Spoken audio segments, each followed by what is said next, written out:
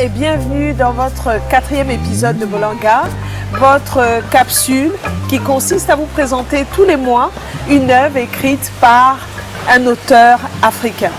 Et ce mois-ci, parce que c'est le mois de mars, un mois qui est dédié aux femmes, nous avons choisi, ma mère et moi, de vous parler d'un livre qui met en avant des femmes camerounaises qui sont nées entre 1844 et 1959. C'est écrite par ma mère et elle va nous faire le plaisir de nous en parler.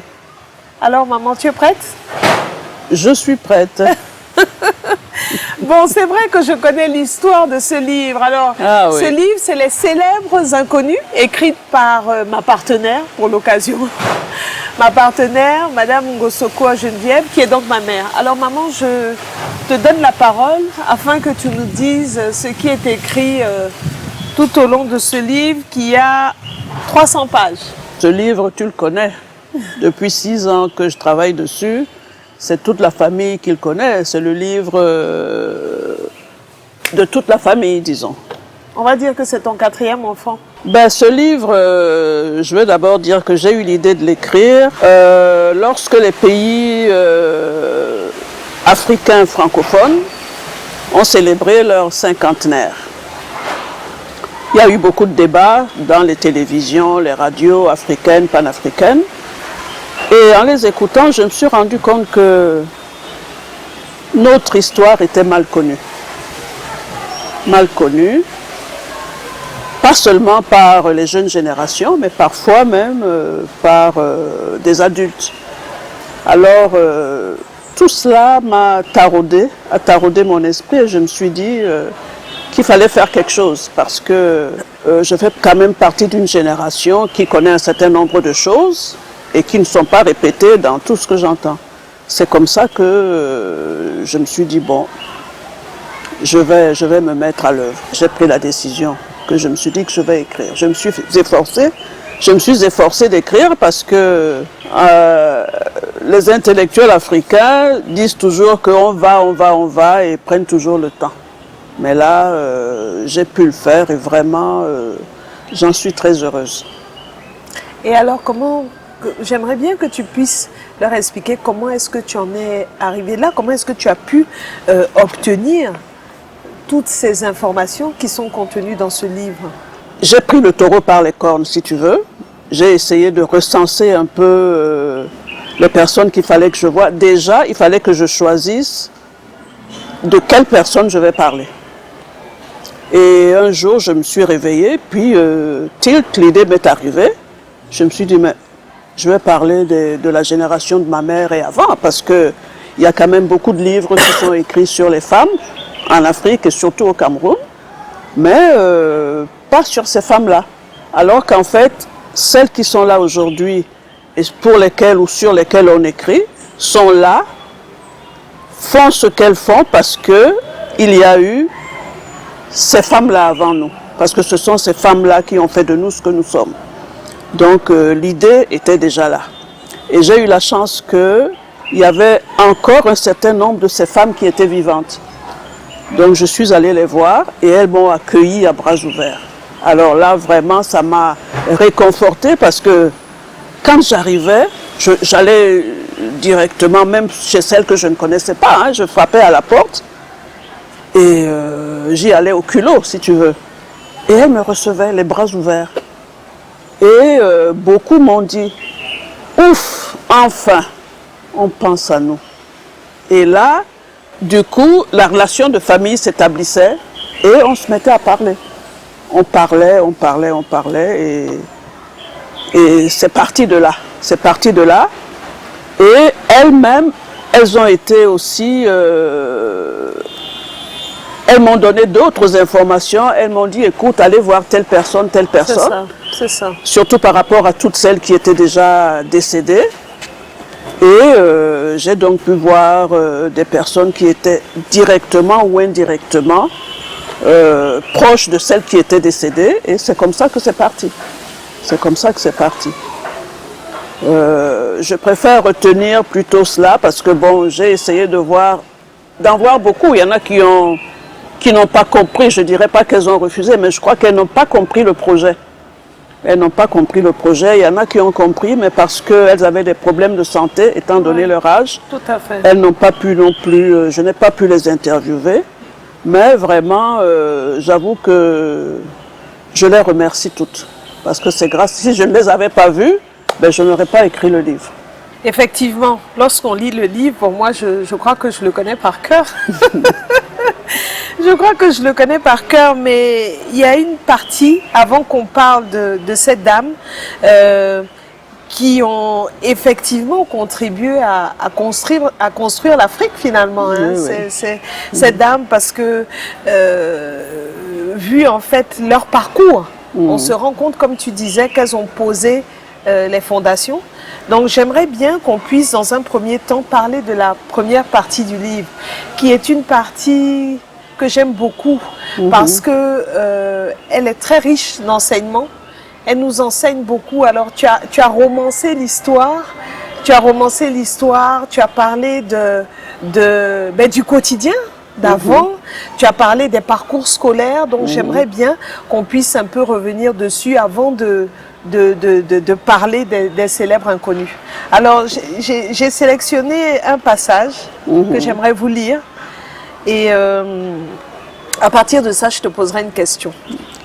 Il se raconte, il y a bien longtemps, les Foudbé, Peul, Wolarbé, qui ont fondé la ville de Ngaoundéré, seraient venus du Mali, là-bas à l'ouest, à la recherche de beaux et verts pâturages pour leurs troupeaux de bœufs.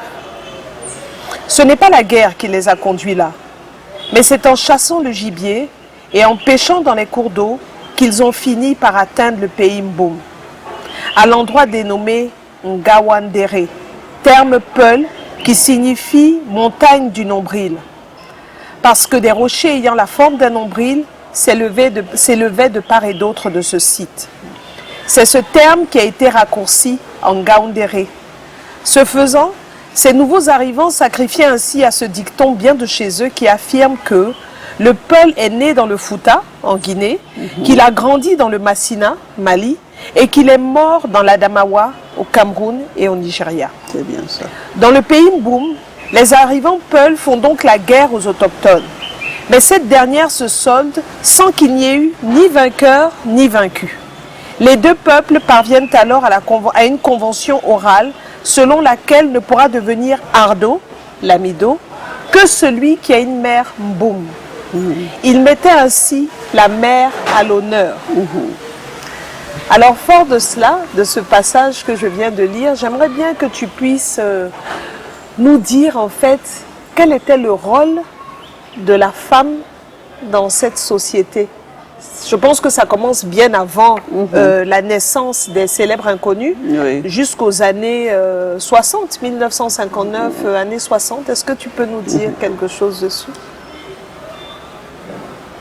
Effectivement, il mettait la femme à l'honneur parce que la femme a un rôle joue un rôle fondamental dans la société africaine. Et je pense que cela peut se noter d'ailleurs dans tous les pays d'Afrique, puisque ça faisait partie de la tradition. Et au Cameroun en particulier, il y a d'autres exemples. Et je citerai tout simplement chez les Douala et chez les Ewondo, où vous trouvez dans la ville de Douala des quartiers qui portent le nom des femmes. Des quartiers qui portent le nom des femmes. Et de la même manière à Yaoundé. En fait, c'était des villages à l'époque, c'est ça? Oui, c'était des villages. C'était des villages à l'époque. Et ça a commencé, en fait, à Douala, ces noms sont les noms des épouses du roi. Parce que chacun habitait dans son quartier. Donc c'est ce qui prouve que la femme, parce qu'ils auraient très bien pu dire que, non, on ne donne pas le nom des femmes, mais la femme jouait un rôle fondamental. La femme était pratiquement une icône dans la société africaine. C'est vrai qu'aujourd'hui, avec la colonisation qui est arrivée, ce n'est plus tout à fait la même chose si on veut. Mais je pense que même aujourd'hui, la femme joue un rôle extrêmement important dans la mesure où c'est elle qui donne la vie, c'est elle qui élève les enfants, c'est à elle que les enfants demandent à manger. Son rôle est particulier, tout comme le rôle de l'homme, du mari, mais je pense que tout montre que celui de la femme est beaucoup plus fort. C'est elle en fait qui tient la société. C'est elle qui tient la société. Et j'ai remarqué que ces femmes-là avaient, en lisant le livre, j'ai remarqué qu'elles avaient un cursus scolaire, mais que j'ai pas, enfin j'ai remarqué, oui, elles avaient un cursus scolaire, mais que j'ai pas très bien compris. Parce que, en général, les dames que tu as décrites sont des dames qui ont travaillé dans les métiers de la santé, dans l'éducation. Le social. Alors, j'ai pas vu d'autres métiers. Est-ce que c'est parce que c'était les besoins de la société à ce moment-là? Est-ce que c'est parce qu'elles n'avaient pas droit à d'autres types d'études? Et puis même, comment elles faisaient? Comment est-ce qu'on leur donnait accès à ces études-là? Parce que je ne me rappelle pas qu'il y avait le bac ou le... Enfin, est-ce que tu peux me... C'est un peu flou dans ma tête. C'est une question de génération, hein. Le Cameroun, toute l'Afrique a été colonisée, mais le Cameroun particulièrement a eu la colonisation allemande. Je dis colonisation, même si le Cameroun était un protectorat, mais il a été gouverné comme une colonie. Donc il y a eu les Allemands, d'abord les Britanniques, on peut dire, parce qu'en fait il y avait des relations commerciales avec les Britanniques. Ensuite les Allemands sont arrivés. Après les Allemands qui ont été défaits à la Première Guerre mondiale, il y a donc eu les Français et les Anglais. Et à chaque étape, la femme a été éduquée selon les Occidentaux. Pendant la période allemande, ils ont créé des écoles de filles qui étaient calquées sur le même programme qui était également donné aux filles en Allemagne. Et en France et en Angleterre, pareil. Donc, les deux premiers, en fait, pour les deux premiers, c'était beaucoup plus des écoles ménagères. On apprenait aux filles à devenir des bonnes épouses, mais chrétiennes également, parce qu'on mettait beaucoup l'accent sur ça. Ensuite, bon, je passe directement. Ensuite, lorsque les Français et les Anglais sont arrivés, puisque nous avons eu le Cameroun francophone et le Cameroun anglophone, en 1921, donc, on a créé des écoles de village, des écoles régionales, mais c'était beaucoup plus des écoles de garçons. Quelques filles y allaient, mais vraiment rarement. Et avant cela, je le répète encore, c'était les écoles ménagères. Et lorsque cette réorganisation s'est donc passée, et qu'on a créé par la suite des écoles de filles, même avant la création des écoles des filles, donc il y avait le certificat qu'il fallait passer, ensuite le concours des bourses. Et c'est comme ça donc qu'elles ont pu passer de l'école primaire au collège et ensuite au lycée. Donc au collège, elles s'arrêtaient surtout au brevet qu'on appelait d'ailleurs, il y avait également le brevet, un brevet élémentaire. Et à ce moment-là, elles allaient à l'ENIA pour devenir institutrice adjointe. L'ENIA, c'est École nationale d'instituteurs adjoints. Et après le brevet, pour celles qui étaient donc au collège, elles passaient dans une classe qu'on appelait seconde préparatoire. Et cette seconde préparatoire les préparait au métier du social. D'accord. Au métier du social. Bon, il y en a eu quelques-unes qui ont pu aller au lycée après ça. Et les lycées, par contre, sont donc venus après le brevet. Et c'est comme ça qu'elles ont donc pu aller au lycée Josse, au lycée Leclerc à Yaoundé et tout, et qu'elles ont pu passer le bac. C'est-à-dire qu'il y a eu une progression selon en fait les générations, selon les années de naissance. Et c'est comme ça que dans le livre, j'ai donc parlé des arrière-grand-mères, des grands-mères, des mères et des grandes sœurs. Parce qu'à chaque étape, à chaque génération, l'école s'arrêtait à un certain niveau. Très bien, mais ça me redonne envie de relire le livre pour la énième fois. Alors maintenant, on va passer à nos célèbres inconnus. Ce que je sais, maman, c'est que tu n'aimes pas la question, enfin tu n'aimes pas. Tu nous as toujours dit qu'il t'était difficile ou même impossible de choisir un des portraits. Parce qu'en fait, ce que j'aimerais, c'est que tu nous parles d'une de ces célèbres inconnues.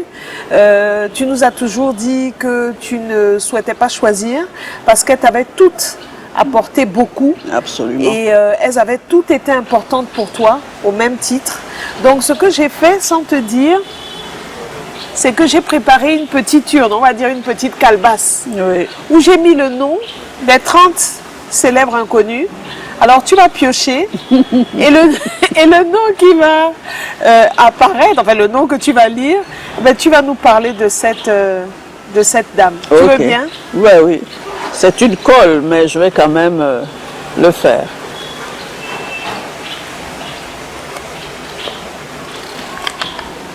Ah, ben, il s'agit de Lydia Mengwelune.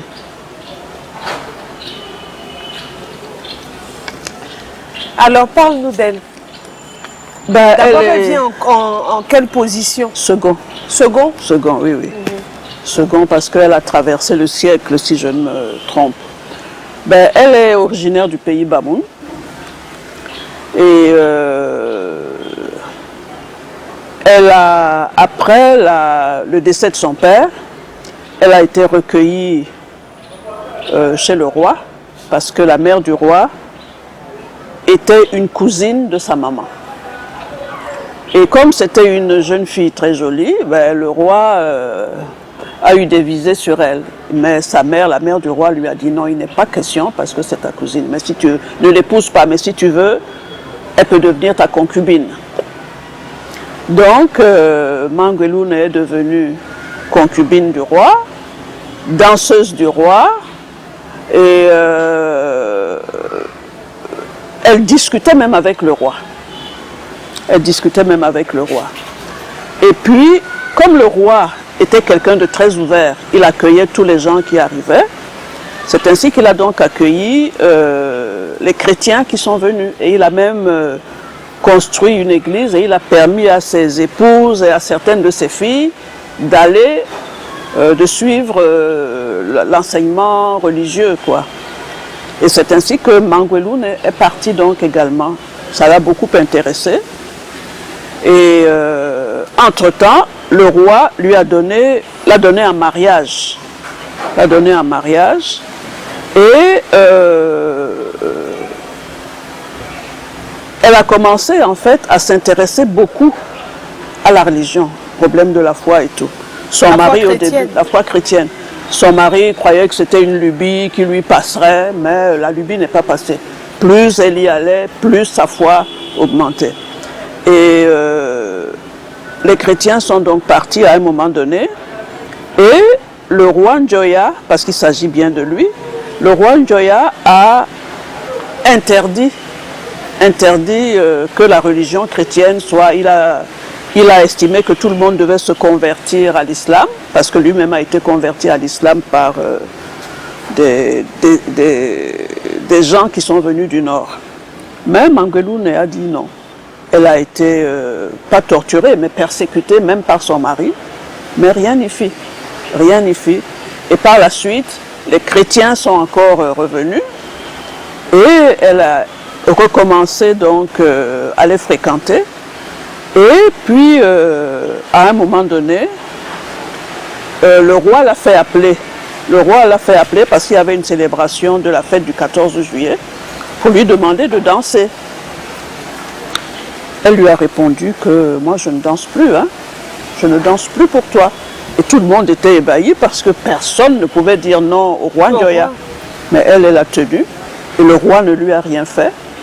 Et après cela, elle a été baptisée et Mengwelune est devenue en fait la première ancienne d'église, la première ancienne d'église de ce côté-là, de l'église de la religion protestante chez les Bamoun. Donc en fait, c'est quelqu'un qui a su faire son choix de vie et y tenir. Alors qu'en fait, oui. Est-ce qu'elle est restée mariée?